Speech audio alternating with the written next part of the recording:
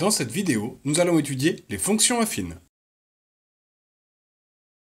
Comme pour toute fonction, une fonction affine est telle que pour tout x, on associe son image f de x, c'est-à-dire à tout x, l'abscisse, j'associe son image f de x qui sera positionnée sur l'axe des ordonnées, et on pourrait même exprimer f de x à l'aide de son expression, et ici, f de x serait de la forme f de x égale a fois x plus b. On peut ajouter aussi donc la représentation graphique d'une fonction affine est une droite. Nous allons maintenant voir l'influence du facteur de x a et l'influence de b.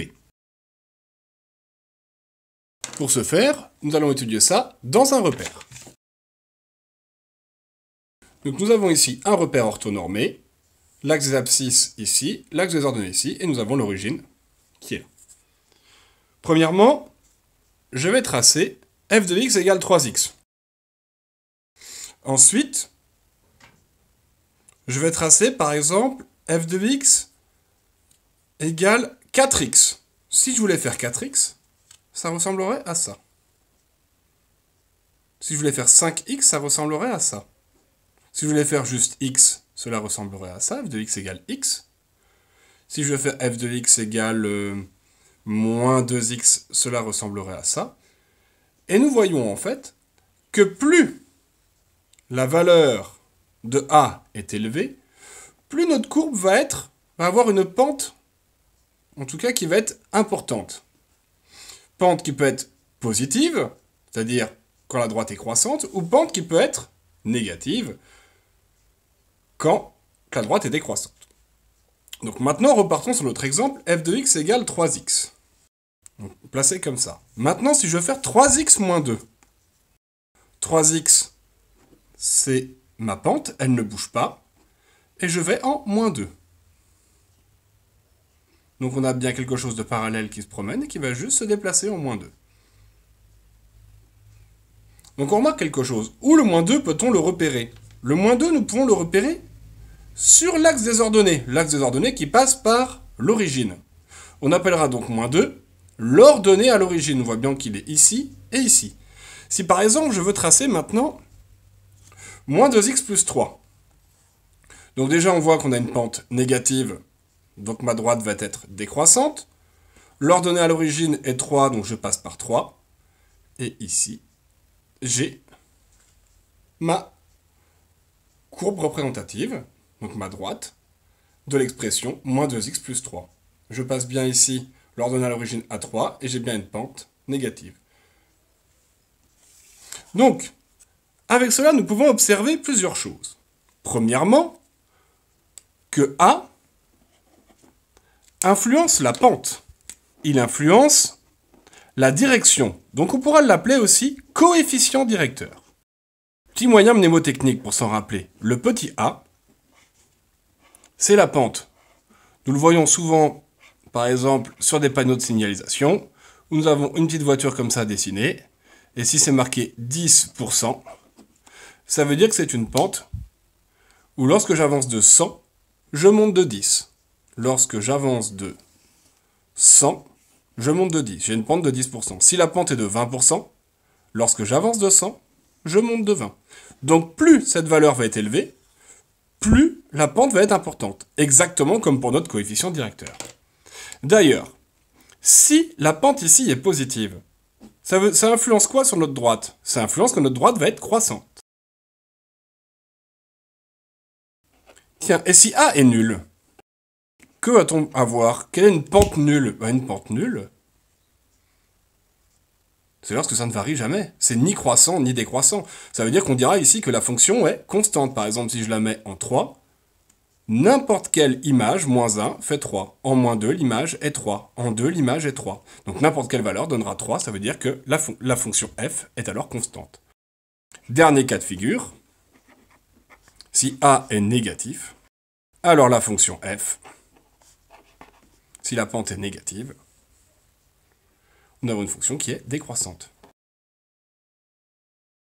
Maintenant, l'influence de b. Comme nous l'avons vu ultérieurement, b, Si je reprends cet exemple-là, 3x moins 2, je me mets ici en moins 2, je coupe l'axe des ordonnées qui sont placées à l'origine, et après j'ai une pente positive qui va être celle-là. Nous verrons ultérieurement comment la retrouver graphiquement. Pour l'instant, nous voyons que graphiquement, il est très simple de trouver ce petit moins 2. C'est l'intersection entre notre droite, la représentation graphique, et l'axe des ordonnées placées à l'origine. Donc B, on l'appellera l'ordonnée à l'origine. C'est l'intersection entre la droite et l'axe des ordonnées. Nous allons faire un exemple pour avoir une modélisation. On imagine, j'achète auprès d'une entreprise des pantalons. Chaque pantalon coûte 5 €. Et si je veux me le faire livrer, il va falloir que je rajoute des frais de port de 4 €. On va noter que P de X est le prix pour X pantalons. Quel est le prix pour un pantalon? Le prix pour un pantalon est donc de 5 € auquel il faut que je rajoute les frais de port. Quel est le prix de 2 pantalons? Le prix de 2 pantalons est donc 5 € un pantalon, fois 2 parce que j'en achète 2, auquel il faut que je rajoute les frais de port. Quel est le prix de 5 pantalons? Le prix de 5 pantalons est donc de 5 € auquel je multiplie par 5 parce que j'ai 5 pantalons à acheter, et je rajoute les frais de port. Nous voyons aussi qu'il y a une certaine logique. Pour un pantalon, j'ai donc multiplié par 1. Et nous voyons que ici, cette colonne-là et cette colonne-là sont exactement les mêmes. C'est notre variable. Si vous voulez, c'est notre x qui est ici. Je vais donc pouvoir dire maintenant, de par ces exemples, que le prix pour x pantalons est égal à 5 que multiplie x plus 4. Et nous obtenons alors une forme d'expression qui est semblable à celle d'une fonction affine, avec a, je l'ai bien écrit en rouge, qui vaut 5, qui est notre pente, et 4, qui est notre ordonnée à l'origine. Si je voulais maintenant placer cette droite dans mon repère, je placerai d'abord l'ordonnée à l'origine en 4, et il faudrait ici que je place 5, et ça me ferait quelque chose comme ça. Difficilement exploitable sur le graphique choisi ici, mais qui permet bien de comprendre l'intérêt d'utiliser des fonctions affines dans un cas concret. Dans une prochaine vidéo, nous verrons comment, à partir de 2 points, c'est-à-dire 2 abscisses et leur image, déterminer la valeur de la pente ou du coefficient directeur, et ensuite, connaissant cette valeur et sachant que c'est une fonction affine, en utilisant l'expression, déterminer la valeur de l'ordonnée à l'origine. C'est-à-dire, à partir de 2 points, être capable de déterminer l'expression d'une fonction affine.